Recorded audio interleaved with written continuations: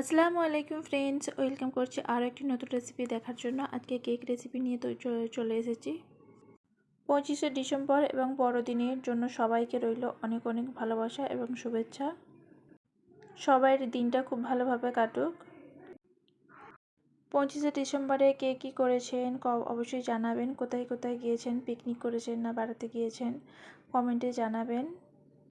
আপনাদের কমেন্ট পড়তে অনেক অনেক বেশি ভালো লাগে। তো আসুন আজকের কেক রেসিপিটি দেখে নিই। তো আজকে আমি এক কাপ সুজি দিয়ে ডিম ছাড়াই কেকটা তৈরি করব। অনেকে কিন্তু ডিম খেতে পছন্দ করে না, তাদের জন্য তো একদম পারফেক্ট।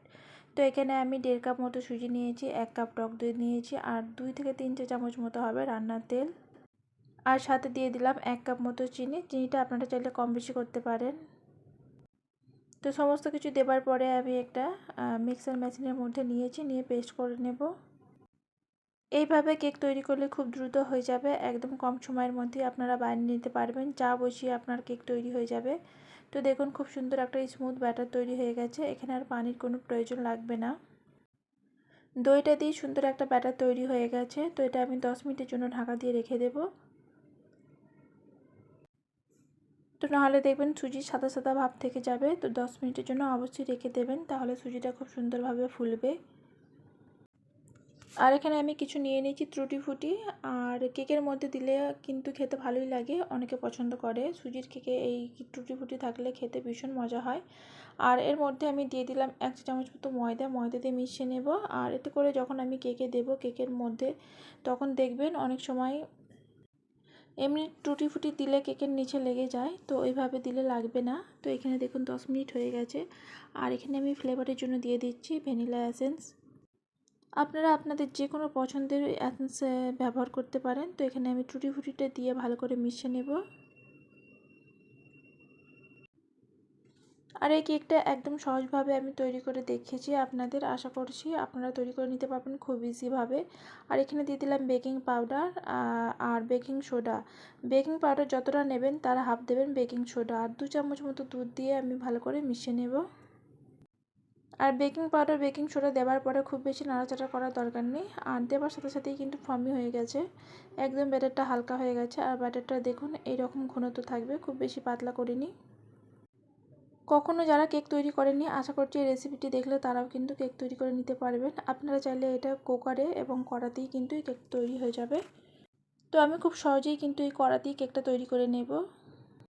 যেহেতু প্রেসার কুকারটা আমার অনেক বেশি ছোট, তো তার জন্য এই মাপটা হয়নি বলে আমি কড়ার মধ্যে দিয়ে তৈরি করে নেব। আপনারা চাইলে প্রেসার কুকারে ওটা তৈরি করে নিতে পারেন, খুব সহজেই হয়ে যাবে। এবার মাইক্রো ওভেনে করলে আরও কম সময় এবং মেহনত ছাড়াই কিন্তু হয়ে যাবে।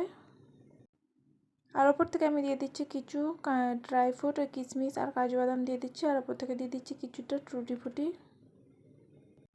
এটা সম্পূর্ণ অপশনাল, চাইলে আপনারা দিতেও পারেন, নয়তো স্কিপ করে দিতে পারেন। তবে দেখতে সৌন্দর্য লাগার জন্য ওপর থেকে আমি একটু দিয়ে দিলাম। আর কড়াইটা আগে থেকে হিট করে নিতে হবে, তারপরেই কেক টিনটা বসাবেন। তো আমি এইভাবে বসিয়ে দিলাম কেক টিনটা। আর এই যে ছিদ্রটা আছে, এখানে একটা কাগজ মুড়ে নিয়েছি। এটা 25 থেকে 30 মিনিট সময় লাগবে এই কেকটা তৈরি করতে। আর দেখুন 25 থেকে 30 মিনিট পরে আমি নামিয়ে নিয়েছি, আর ঠান্ডাও হয়ে গেছে কেকটা। আর কতটা সুন্দর কালার এসেছে দেখুন, খুব সহজেই কিন্তু কেক তৈরি হয়ে গেল না বন্ধু। আপনাদের কেমন লেগেছে অবশ্যই জানাবেন আমার প্রিয় বন্ধুরা। তো এতক্ষণ সাথে আছেন, লাইক করেননি, একটা লাইক করে দেবার অনুরোধ রইল।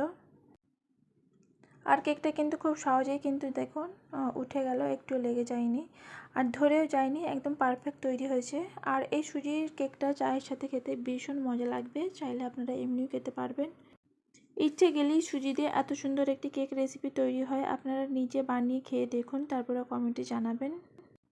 আর অনেকটা সফট আর স্পঞ্জি হয়েছে। এখনও অবধি আমার প্রিয় বন্ধুরা সাবস্ক্রাইব করেননি, প্লিজ সাবস্ক্রাইব, আর ভালো লাগলে একটু লাইক করে দিয়ে যাবেন। ভিডিওটিকে আর বেশি বড় করব না, এখন একটু কেটে দেখিয়ে দিচ্ছি। দেখুন ভেতরটা কতটা সুন্দর হয়েছে। ভিডিওটি কেমন লেগেছে অবশ্যই কমেন্ট বক্সে জানাবেন। দেখুন কতটা সুন্দর হয়েছে কেকটা, একদম পারফেক্ট। এতক্ষণ আমার সাথে থাকার জন্য অসংখ্য ধন্যবাদ। এখানেই শেষ করলাম।